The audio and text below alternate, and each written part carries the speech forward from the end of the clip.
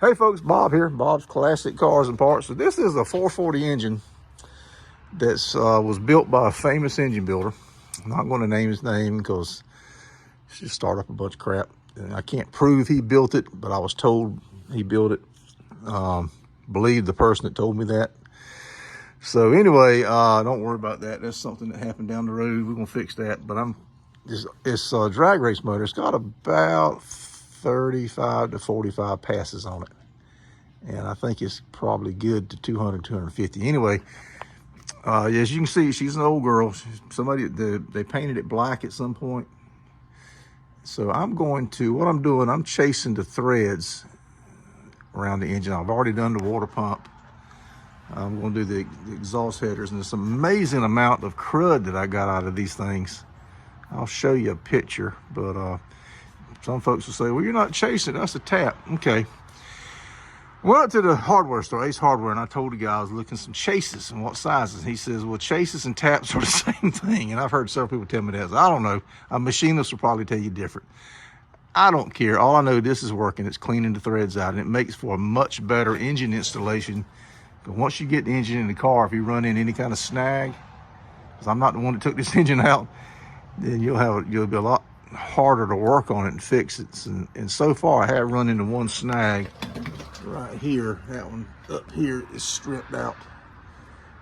And that's where you mount the alternator. I'm hoping I can use this lower one here to mount the alternator. If not, I'll probably have to put some kind of helicoil in that thing.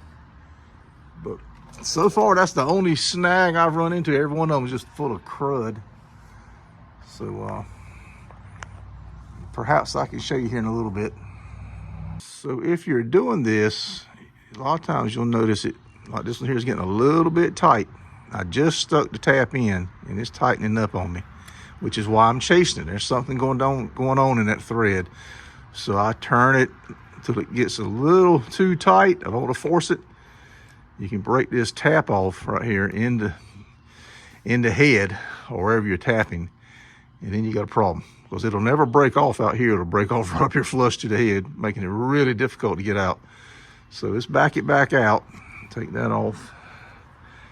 And we can turn it by hand. I think you're going to, yes, look at all that crud. So we got to keep cleaning that. You can see this one here I cleaned already. Look how nice those threads look compared to this one, which we're working on. Here's the one here we haven't done yet. So that's why you be real careful. Clean this thing, go a few threads at a time. Now these there's water passes in this head, and I think just on the two ends, I believe. So you can run it in there pretty far. Just use some common sense. You don't want to tap all the way through the other side. You get to this one, and you're gonna hit a wall. You don't want to tap through the wall or crack the wall on the other side. So just kind of use some common sense, but carefully work it in and keep it, and work it back out and clean it. All right, I put the tap back in. It went in about 3 times further this time and went in a lot easier.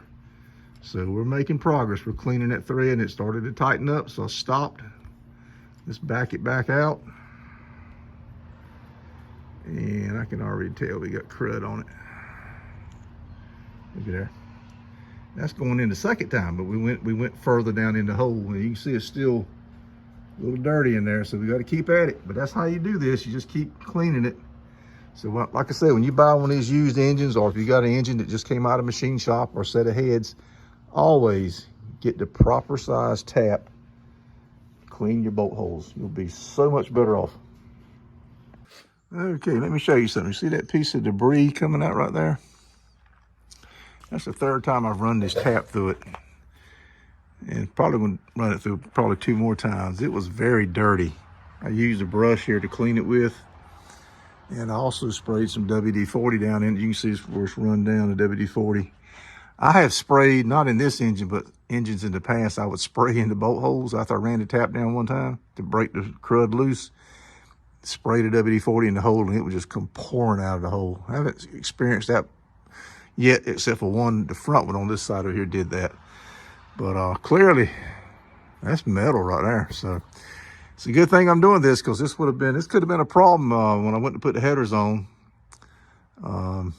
Could have broke a header bolt off in the head while the engine's in the car, which means the engine probably would have had to come back out.